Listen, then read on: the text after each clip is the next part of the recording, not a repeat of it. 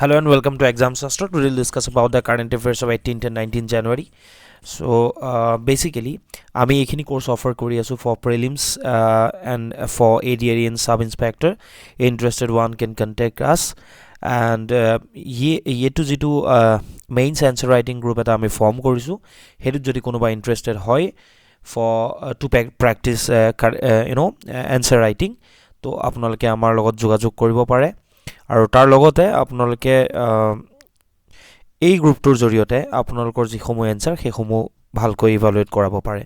আৰু যোনে এতিয়ালৈকে আমাৰ কাৰেণ্ট এফেয়াৰ্ছৰ গ্ৰুপত জইন হোৱা নাই তেওঁলোকো জইন হ'ব পাৰে, so that আমি যিখিনি কাৰেণ্ট এফেয়াৰ ইনষ্টাগ্ৰাম বা ইউটিউবৰ জৰিয়তে লৈ আহোঁ সেইখিনি আপোনালোকে তাত ডেইলি আপডেটছ পাই থাকিব পাৰে। So this is our APSC faculty team. And this is our faculty team for SSC and state government examinations.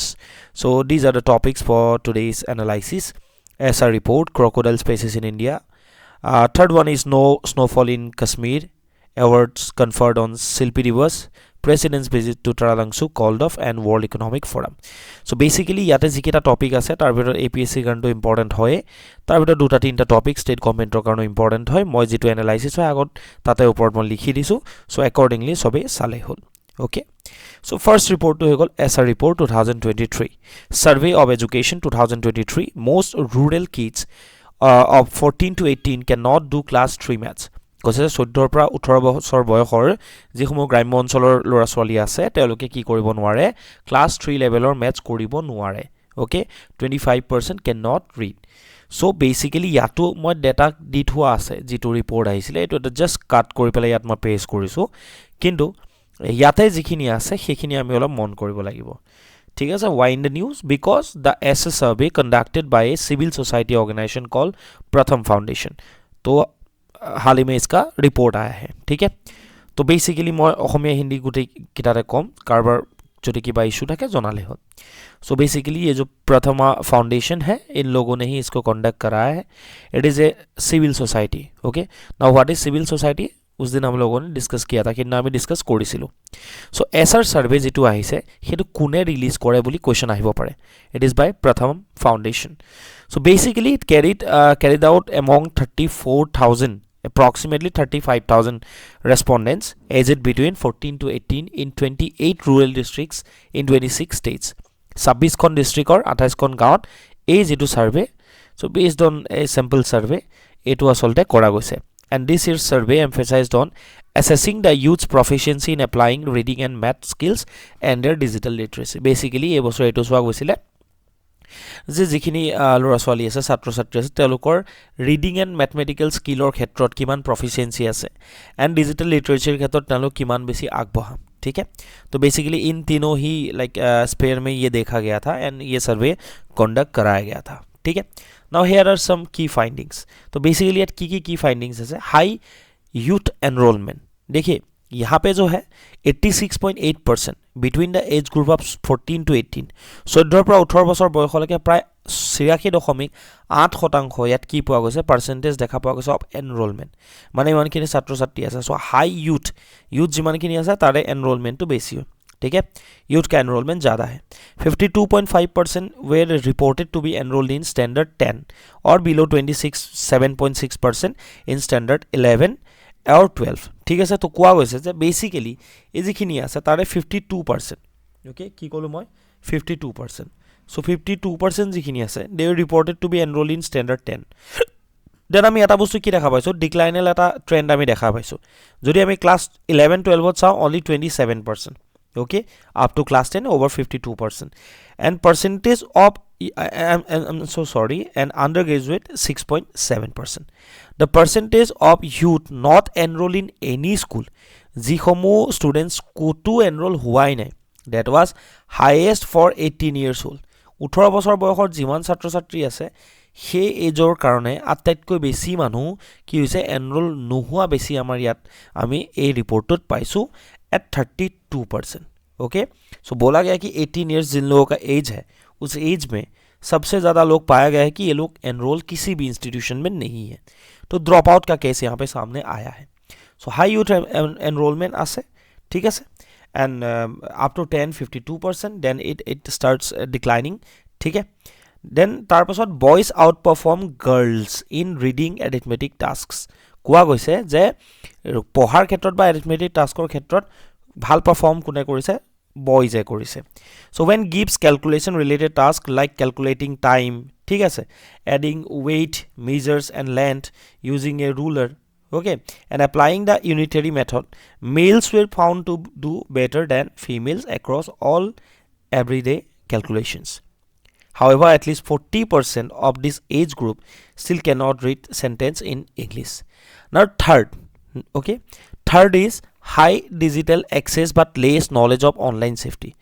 Digital access to গাঁৱে ভূঞে সকলো অঞ্চলতে গুচি গৈছে বাট কি কোৱা গৈছে তেওঁলোকৰ ডিজিটেল লিটাৰেচিৰ কথা যদি ক'বলৈ যাওঁ ঠিক আছে বাট নলেজ যদি ক'বলৈ যাওঁ সেফটি ৰিলেটেড খুব কম আছে বুলি কোৱা গৈছে so close two 90% of all youth had a smartphone.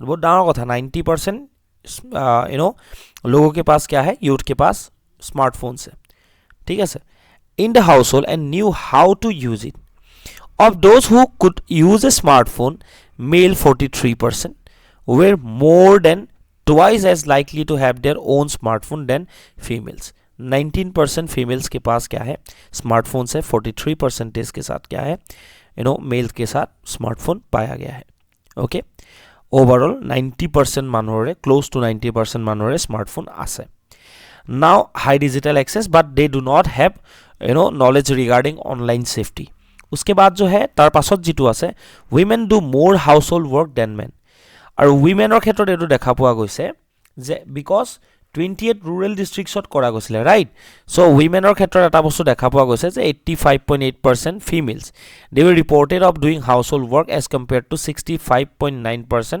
you know males ঠিক আছে মেলছৰ ক্ষেত্ৰত 65 20% more যিখিনি ফিমেল আছে তেওঁলোকে কি কৰে ঘৰৰ কামত হাউসহোল্ড এক্টিভিটিজৰ লগত তেওঁলোক জড়িত আসলতে সো একচুয়ালি আমাৰ ভাৰতবৰ্ষৰ সোসাইটি rural society kon কেনেকুৱা আমি ৰিপৰ্টটো যদি অলপ ভালকে চাও যদি আমি ফ্যাক্টস এন্ড ফিগাৰস কিনি অলপ সময়ৰ কাৰণে আমি বাদ দিলও আমি দেখা পাম এন্ড ফ্যাক্টস এন্ড ফিগাৰ কিনি যদি লৈ লোৱা যায় বেছি ভালকে ক্ল্যাৰিটি আহিব পৰা যায় এন্ড মই এটা কথা ক'ব বিচাৰিছো বেসিক্যালি যেনেকৈ হাই ইউথ এনৰোলমেন্ট দেখিছো 86.8% এখিনি মনত ৰাখিলে হ'ল ঠিক আছে আপ টু ক্লাস 10 বেছি হয় then boys outperform girls in reading and arithmetic tasks ঠিক আছে high digital literacy but lacks in online safety knowledge regarding online safety so jikira heading ase main he heading kita monot rakhi lole hol and you can you know draw a flow chart regarding this headings okay women do more household work then girls aspire to study after class 12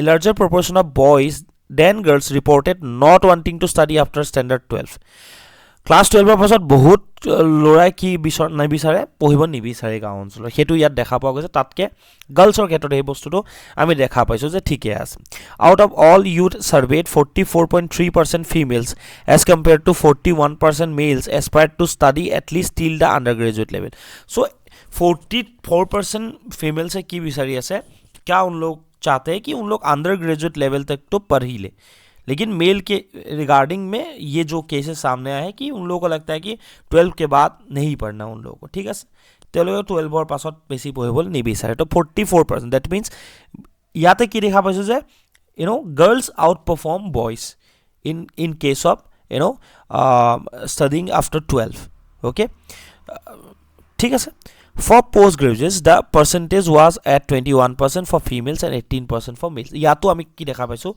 ফিমেলৰ যেটো number for undergraduate and postgraduate এটো কি হয় হাই হয় as compared to male okay I think it is clear see মুটা মুটা যেখিনি কথা আছে না হেখিনি মনত ৰাখি লল district wise data যদি চাবলৈ যাও among all the districts surveyed the highest rate of youth okay 14-15 years old not enrolled was seen at Khamman in Telangana at 22% overall.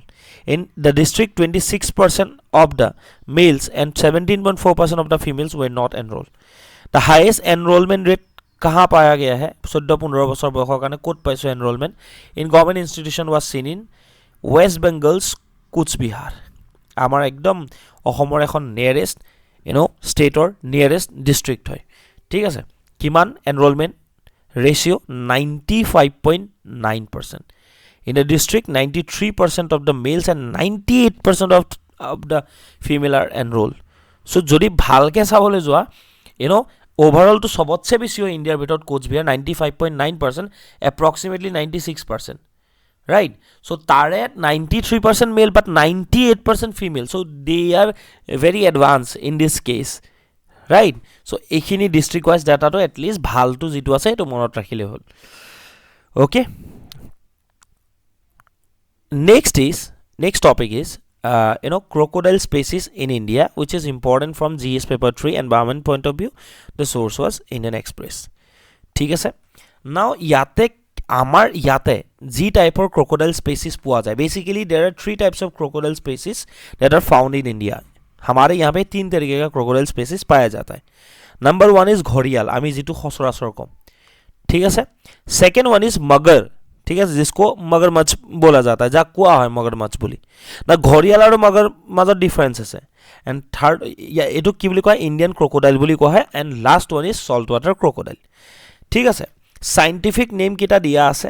ঘৰিয়ালটো গ্যাভিয়েলিছ গেঞ্জেটিকাছ, ঠিক আছে.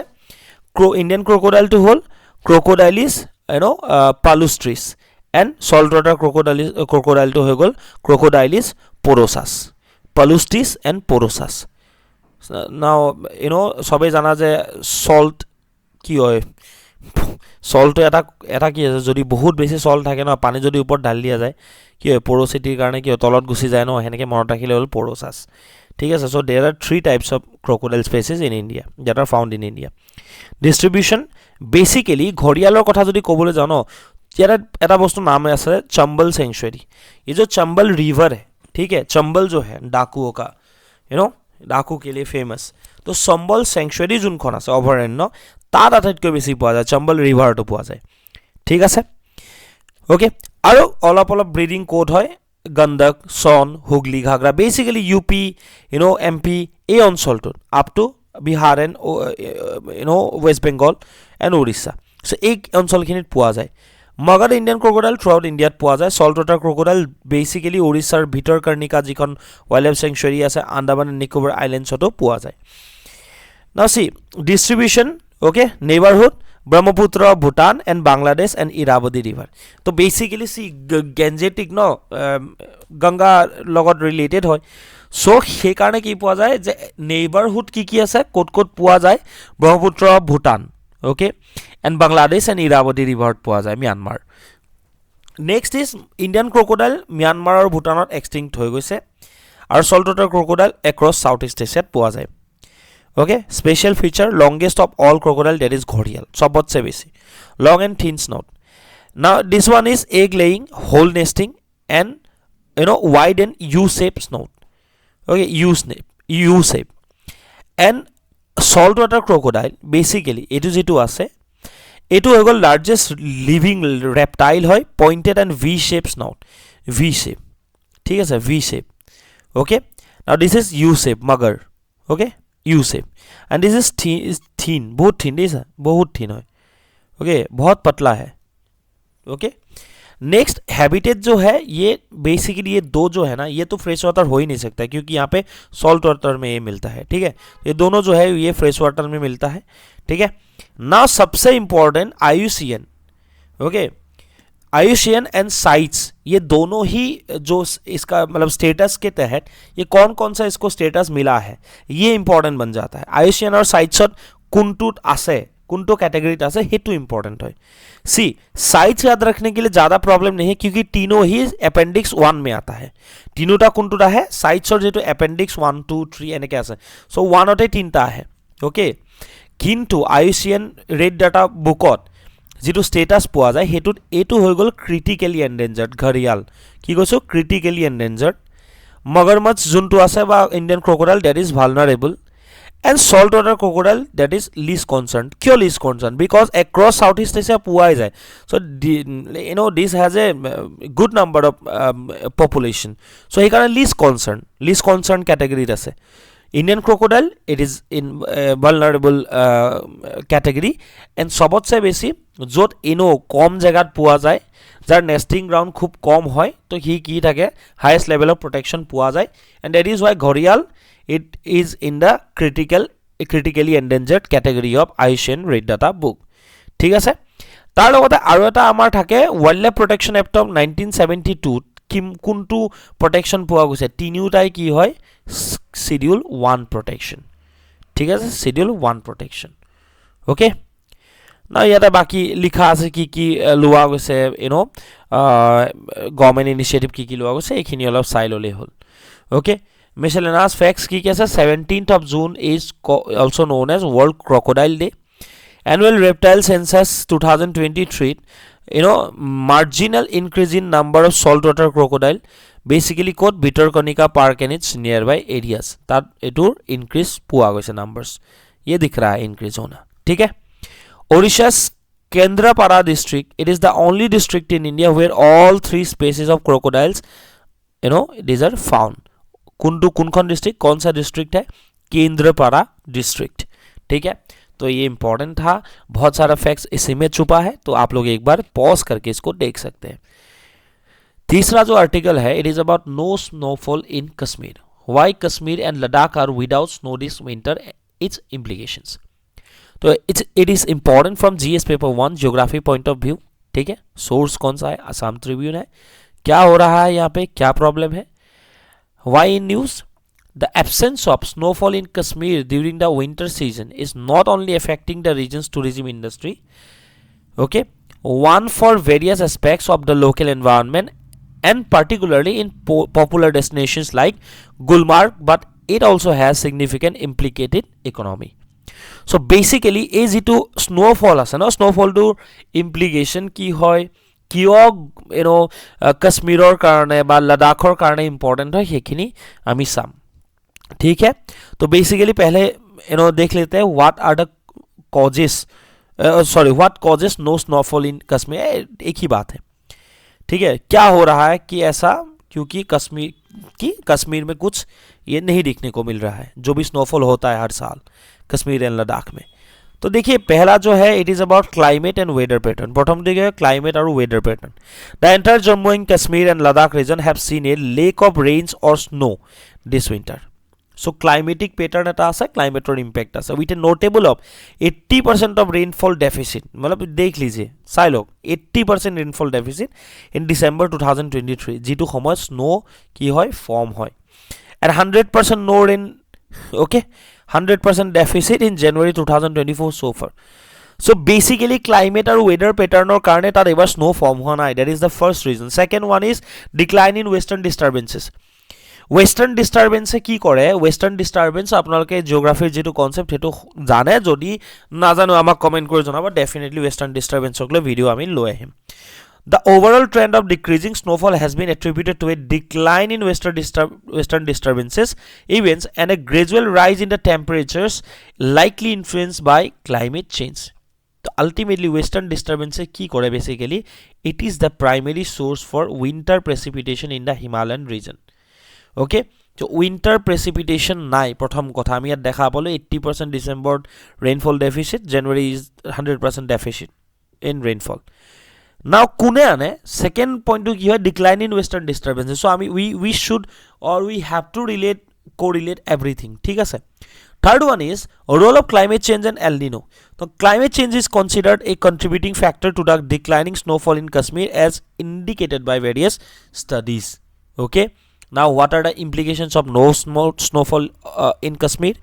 Ki implication ase ebar je mane ami ja ko snow ba borof noporile নপৰাৰ কি implication আছে short and long term impact আছে short term impact কি হয় সি যদি এনেকুৱা জায়গাত নপৰে ন যদি এনেকুৱা জায়গাত উইন্টাৰ ৰেইনফল নহয় there is a chance for forest fires agricultural droughts আহিবই খৰাং হ'ব and a drop in crop production long term consequences কি হ'ব পাৰে reduction in the hydro electricity generation winter rainfall যদি হোৱা নাই সো হাইড্ৰো ইলেক্ট্ৰিসিটি ৰেইনফল কি হ'ব নহ'ব পাৰে right an increase in the glacier melting and adverse effect on drinking water supply due to less research of groundwater.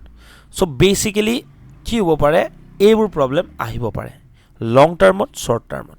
Second is vital for winter crops. Now winter jibur crops utpadon kora hoy jo bhi crops ugaya jata hai ठीक है. The winter snow crucial for moisture in the soil. ये किस लिए काम आता है? Soil में moisture लाने के लिए बहुत ज़्यादा काम आता है फॉर विंटर क्रॉप्स. तो ये नहीं हो रहा है बेसिकली फॉर हॉर्टिकल्चर. ठीक है, अब सभी को मालूम है Kashmir is famous for saffron and apples. ठीक है, it contributes to the local economy also. Now these things are adversely affected in the absence of sufficient snowfall. Okay, so moisture in the soil और कारण crucial winter snow হয়. Third one is impact on tourism. जो सीधा सीधा जिस पे असर पड़ा है, जिटर ऊपर आटाइतকৈ directly impact পৰিছে, कारण Gulmarg is a famous destination of Kashmir. ठीक আছে, you know, which attracts thousands of lakhs of tourists every year. Okay, now इस बार क्या हुआ है? एक बार की हुई है witnessing a sharp decline in the tourist visits this season due to the insufficient snow.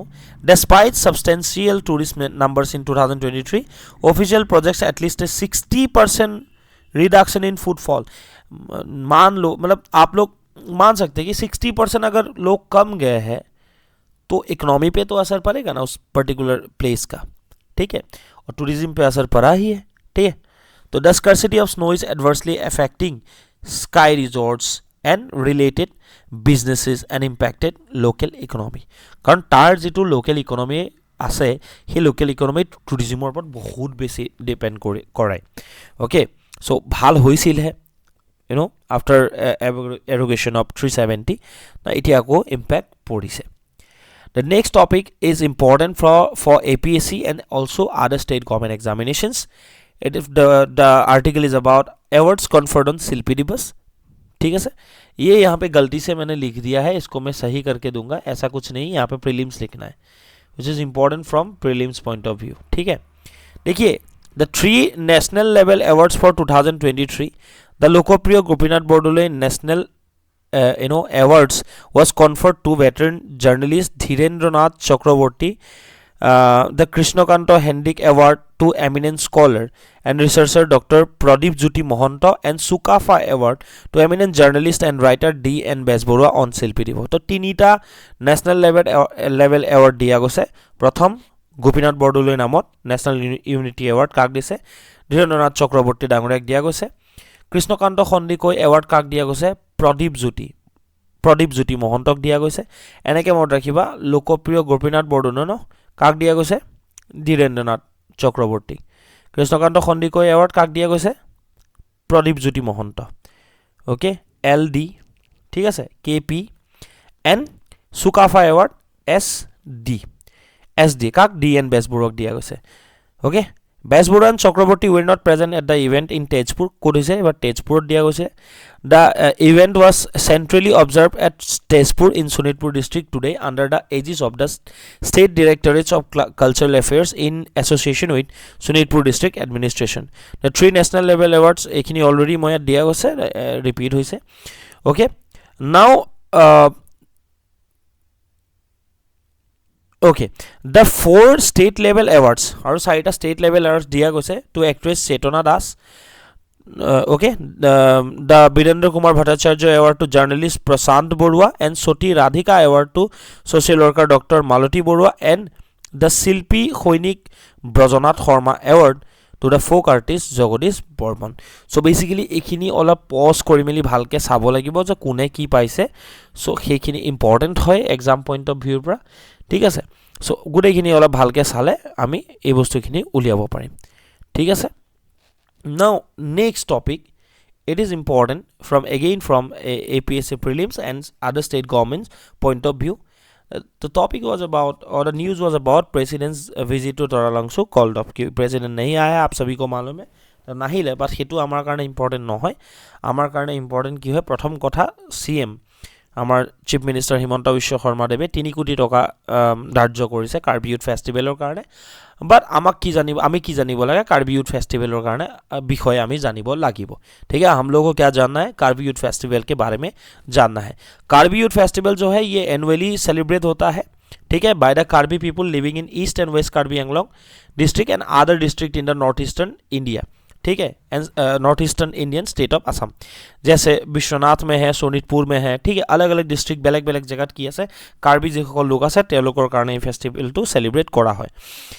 It is considered the oldest ethnic festival in India. So ইয়াৰ মহত্ব কি হয় এটো ওল্ডেষ্ট এথনিক ফেষ্টিভেল হয় ইণ্ডিয়াৰ it is organised by Karbi cultural society KCS it is also known as Karbi ৰিসো নিমসো ৰং এজে ঠিক আছে কাৰ্বি ৰিসো নিমসো ৰং এজে বা কাৰ্বি কালচাৰেল সোসাইটি এটো অৰ্গেনাইজ কৰে every year it is an yearly festival the main event is held or celebrated on 15 to 19 February of every year in Karbi People's Hall KPH Toralangsu situated in Difu town in Karbi Anglong district of Indian state of Assam etia okay next it is zonal festival smaller festival called zonal Karbi youth festival are also celebrated in their respective regions during late autumn etu eta festival hoy okay before coming together for main cultural event come yearly festival at Toralangsu Difu this is the main festival okay kune celebrate kore kune mane organize kore sorry Karbi cultural society organize kore okay so ahi ase festival and the next topic is important from GS paper 3 economic point of view now World Economic Forum See, World Economic Forum jitu hoy tar context to etue hoy je World Economic Forum is holding its annual meeting from January 15 to 19 in Davos Switzerland ठीक है Davos में ये होता है Switzerland में okay Switzerland होते होय attendees including kun kun ahibo tate Antonio Guterres UN Secretary General okay Ajay Banga President of the World Bank Group Tedros Adhanom okay Ghebreyesus Director General of World Health Organization and political leaders from India, US, China, France and Sri Lanka among others. Now who funds the WEF and why is the WEF meeting held in at Davos? To kune fund kore aru kyo tate hoy? See, the WEF is largely funded by its partnering corporations jiman kikhon partnering corporations ase he gutei khinie fund kore and these are generally global enterprises with annual turnover greater than 5 billions jibur enterprises or annual turnover 5 billion dollar koi beshi hoy he khinie WEF ok fund kore now Davos it was the setting for Thomas Mann's novel The Magic Mountain Thomas Mann ঠিক আছে যেজন writer হয় magic mountain নামৰ novel খনৰ okay basically তেওঁৰ যেটো স্টোৰি বা তেওঁৰ যিখন কিতাপ এই কিহৰ ওপৰত বেসড ডাভোছৰ ওপৰত বেসড হয় The book is the story of a young man who goes to Davos to stay at the sanatorium for 3 weeks and ends up spending 7 years তো ডাভোছ কৈছে ডাভোছত ইমান বেছি ডাভোছ ধুনিয়া ইমান বেছি এজন ব্যক্তিৰ ভাল লাগিলে 3 সপ্তাহৰ কাৰণে যোৱা মানুহজনে 7 বছৰ থাকিলে that means कुछ तो है Davos में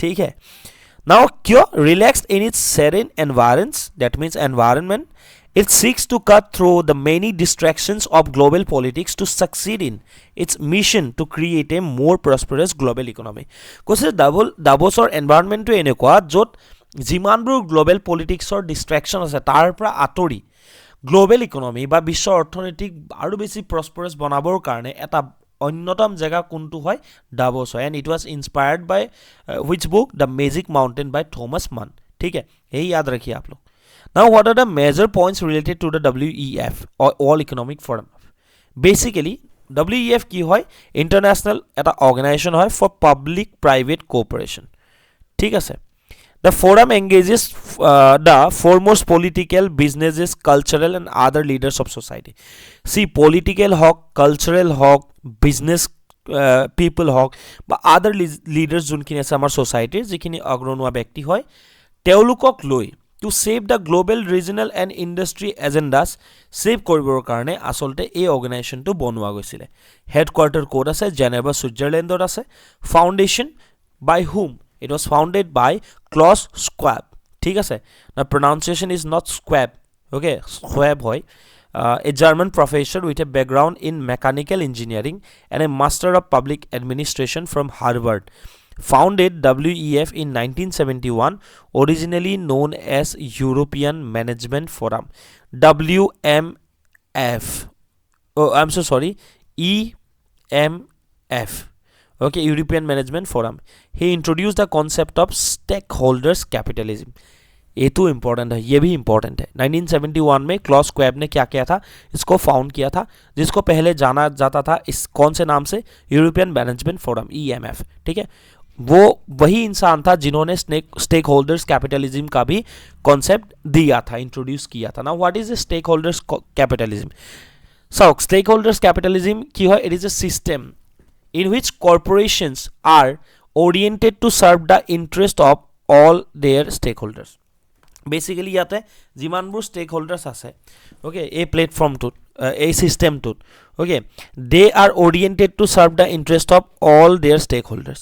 Under this system, a company's purpose is to create long-term value and not to maximize profit. এই সিস্টেমটোত এটা কোম্পানীৰ পাৰপাস কি হয়? স্টেক হোল্ডাৰ্স ক্যাপিটালিজমত কি হয়? বেসিক্যালি প্রফিট ম্যাক্সিমাইজেশনটো মেইন কথা নাথাকে, ঠিক আছে, to create that to create long term value and enhance shareholders value at the cost of other stakeholders group. তো কি কোৱা গৈছে? a company's purpose is to create long term value. এটা কোম্পানীৰ পাৰপাস কি হয়?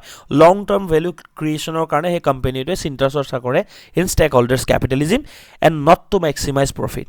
ইনে কোম্পানী এটাৰ মেইন উদ্দেশ্য কি হয়? maximization of profits. but stakeholders capitalismত উলুটা হয়, not to maximize profit but to create long term value of an organization. ঠিক আছে? নাও কি ডিপ্লোমেটিক মুভমেন্টস WEF ৰ এতিয়ালৈকে কি আহিছে? WEF ৰ এনেকুৱা কোট কামত আহিছে বা WEF এনেকুৱা কি সাংঘাতিক কাম কৰিছে ডিপ্লোমেচিৰ ক্ষেত্ৰত? First one is Korean diplomacy. North and south Korea held first ministerial level meeting in Davos. ঠিক আছে, প্রথম যেতিয়া মিনিস্ট্রিয়াল লেভেল মিটিং হৈছিল কৰিছিল ডাভোসত হৈছিল. Second one is German reunification. সি east German prime minister and German chancellor met at WEF to discuss reunification, okay, 1989. Then south African milestone. South আফ্ৰিকাৰ যি মানে পলিটিক্যাল ট্ৰানজিশন হৈছিল সেইটো কৰিছিল ইয়াতে হৈছিল, কাৰণ সাউথ আফ্ৰিকাৰ president Klerk and Nelson Mandela, Zulu Prince, okay, and these people made their inaugural joint appearance quote কৰিছিল আউটসাইড সাউথ আফ্ৰিকা, ইয়াতে কৰিছিল ডাভোসত. সো সাউথ আফ্ৰিকান পলিটিক্যাল ট্ৰানজিশনৰ ক্ষেত্ৰতো গুৰুত্ব আছে, জাৰ্মান ৰিউনিফিকেশনত গুৰুত্ব আছে, কোৰিয়ান ডিপ্লোমেসি আছে, কাৰণ ফাৰ্স্ট মিনিস্ট্ৰিয়েল লেভেল কোৰিয়ান মিটিংস কৰিছিল ডাভোসত হৈছিল. এণ্ড অলসো G20 জেনেসিস 1998 প্ৰথমবাৰৰ কাৰণে WEF ত এমফেসাইজ কৰা গৈছিল কিহৰ কাৰণে? Need to involve major developing countries. Therefore, the concept of G20 emerged. কৈছে যে the need for WEF emphasized the need to involve major developing countries. Okay. Therefore, the concept of G20 emerged initially limited to finance ministers. Now G20 genesis to কৰ পৰা আমি ট্ৰেস কৰিব পাৰো? WEF ৰ 1998 সেশনৰ পৰা আমি কৰিব পাৰো. Major reports published by WEF, that these are global competitiveness report. See কেনেকে মনত ৰাখিম, কিছুমান ফাংকি ওয়ে আমি ইউজ কৰিব লাগিব. প্ৰথম কথা কম্পিটিটিভনেস, তুমি কি এক্সাম দিব গৈ আছা? Competitive exam. সো কম্পিটিটিভৰ পৰা কম্পিটিটিভনেসটো মনত ৰাখিবা, কম্পিটিটিভনেস সবতে আছে, ঠিক আছে? কিহত আছে এতিয়া? সবতছে ওয়াৰ্ল্ডত কিহত আমাৰ কম্পিটিশন চলি আছে? এনাৰ্জিত. এতিয়া আমাৰ কথা নাভাবো, ওয়াৰ্ল্ডৰ কথা ভাবিম. কান্ট্ৰিয়ে কিহৰ কাৰণে? এনাৰ্জি. সো এনাৰ্জিৰ পৰা এনাৰ্জি ট্ৰানজিশন ইন্ডেক্স, ঠিক আছে? নাও এনাৰ্জিৰ ক্ষেত্ৰত আমি কি দেখা পাইছো? ৰিস্ক দেখা পাইছো. কেতিয়াবা কি দেখা পাইছো? গ্লোবেল লেভেলৰ ৰিস্ক কেনেকৈ দেখা পাওঁ? যুদ্ধ হোৱাও দেখা পাইছো, ঠিক আছে? আৰব যিবোৰ কনফ্লিক্টস হয় basically because of energy also. So global risk report হেনেকে মনত ৰাখিম, ঠিক আছে? তাৰপিছত ৰাখিম যে এনাৰ্জিৰ পাছত ওয়াৰ্ল্ড কান্ট্ৰিজৰ কাৰণে আটাইতকৈ বেছি মানে সোৰ্স অফ ৰেভিনিউ বা ইম্পৰ্টেন্স কি কোনটো সেক্টৰৰ পৰা আহে? Global travel and tourism report, ঠিক আছে? ট্ৰেভেল এণ্ড টুৰিজমৰ পৰা, সো তাৰ পৰা global travel and tourism report, and last global gender gap report, ঠিক আছে? তো কেনেকৈ ক'লো? কম্পিটিটিভনেস, তো গ্লোবেল কম্পিটিটিভনেস ৰিপোৰ্ট কিহত কম্পিটিশন কৰি আছো ওয়াৰ্ল্ডত? এনাৰ্জিৰ ক্ষেত্ৰত, ঠিক আছে? So energy transition report, energy আছে মানে এনার্জি রিলেটেড কি আছে? রিস্ক আছে, so global risk report. Then আৰু কিহত আমি কম্পিট কৰি আছো বা কিহৰ কাৰণে গ্লোবেল ইকনমিয়ে মানে মূৰ দাঙি চাইছে? Global travel and tourism, so তাৰ ৰিপোৰ্টটো দিয়ে. লাষ্টত কি? Global gender gap report. Now based on this stakeholders capitalism এই কোয়েশ্চনটো দিয়া গৈছে. অ্যাটেম্প দিস কোয়েশ্চন, ঠিক আছে? I know that's all for today. Thank you for watching exam শাস্ত্র.